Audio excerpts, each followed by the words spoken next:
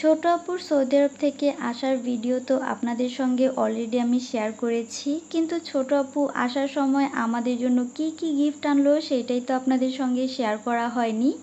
তো চলুন আজকের এই ভিডিওতে সেটাই শেয়ার করি।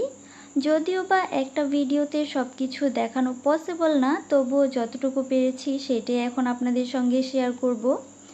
আসলে কেউ যখন বাহির থেকে আসে তখন বাচ্চারা একটা জিনিসের জন্যই এক্সাইটেড থাকে, আর সেটা হচ্ছে কার্গো খোলা। তো এখন হচ্ছে ছোট আপু সব বাচ্চাদের নিয়ে কার্গো খুলছিল। আসলে বাচ্চাদের এই আনন্দটাই অন্য রকমের। তো যাই হোক, আমরা হচ্ছে ছোট আপুদের গিয়ে রিসিভ করে নিয়ে আসি। আমাদের সঙ্গে বড় আপু যেতে পারে না, তার কারণ হলো আমার বাবাইয়ের এক্সাম চলছে। তো এক্সাম দেওয়া শেষ করে বড় আপু বিকেলবেলাতেই চলে আসে, কারণ এতদিন পরে বোন এসেছে, তার মণিমা এসেছে, বড় আপু কি থাকতে পারে। তো এই কারণে ছোট আপুও ভাবছিল যেহেতু বড় আপু তার পরের দিন সকালেই আবার চলে যাবে, এত ক্লান্তির মধ্যেও সবগুলো কার্টুন একসঙ্গেই খুলে ফেলে। কারণ সবগুলো বাচ্চা নিয়ে কার্টুন খুলবে, ওরা সব কিছু সুন্দরভাবে গুছিয়ে রাখবে, এটাতেই তো আমাদের আনন্দ। আসলে আমাদের বাসায় সবসময় এমনটাই করা হয়, যখনই কার্টুন খোলা হয় সব বাচ্চাদের একসঙ্গে নিয়ে এরপরে কার্টুনগুলো খুলে। তো এইখানে হচ্ছে ছোট আপু সব কিছু একটা একটা করে বের করে প্রথম আর হাতে যখন দিচ্ছিল, প্রথম একেবারে অবাক হয়ে যাচ্ছিল। কারণ ছোট আপু ম্যাক্সিমাম যা শপিং করেছে সবগুলো হচ্ছে আমাদের না বলেই করেছে। যতটুকু জানতাম আমি হয়তো টুকটাক জানতাম বা আমার সঙ্গে শেয়ার করতো, কিন্তু প্রথমত তেমন কিছুই জানতো না। এই কারণে প্রথমে একটার পর একটা জিনিস হাতে নিয়ে অবাক হয়ে যাচ্ছিল যে এইগুলো আম্মু কবে কিনলো। প্রথমত বারবার বলছিল যে বাবার বিচার আছে, বাবা কেন আমাকে আগে থেকে বলেনি যে আম্মু এত এত শপিং করছে। আসলে আগে থেকে বলে দিলে তো সারপ্রাইজের মজা থাকতো না, যার কারণে ছোট আপু আর তেমনভাবে কাউকে কিছু বলেনি। শুধু শুনতাম যে আজকে বাইরে গিয়েছে কিংবা শপিং করতে গিয়েছে, এতটুকুই, কিন্তু কি কেনাকাটা করেছে এটা জানাও হতো না কিংবা দেখাও হতো না। ছোট আপু ভেবেছিল দেশে আসার পরে সবাইকে নিয়ে আনবক্স করবে, তো ওইটাই করছে। এই তো যেমন যদি আমি আমার আইফোনটার কথাই বলি, আপনারা অলরেডি অনেকেই জানেন যে ছোট আপু আর সঞ্চয় ভাইয়া হচ্ছে আমাকে একটা আইফোন 13 প্রো ম্যাক্স গিফট করে।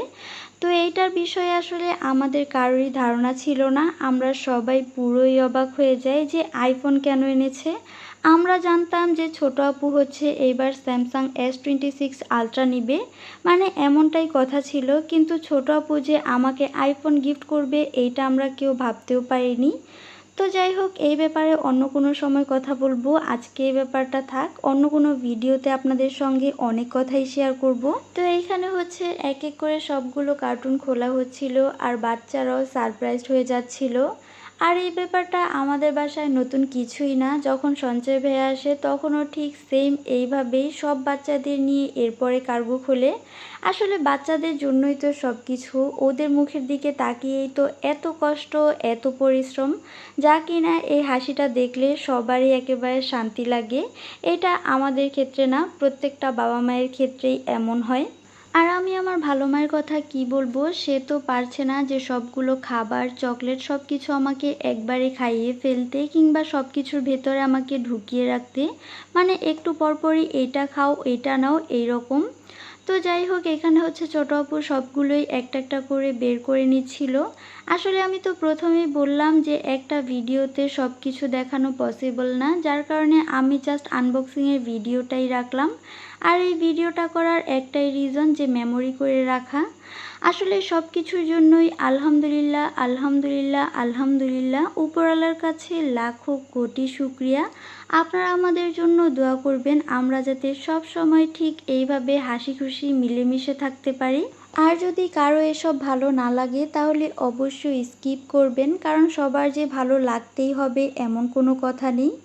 তো যাই হোক, আজকের ভিডিও এই পর্যন্তই থাক, সবাই ভালো থাকবেন, সুস্থ থাকবেন। আবারও বলছি, সবাই আমাদের জন্য অনেক অনেক দোয়া করবেন। আল্লাহ হাফেজ।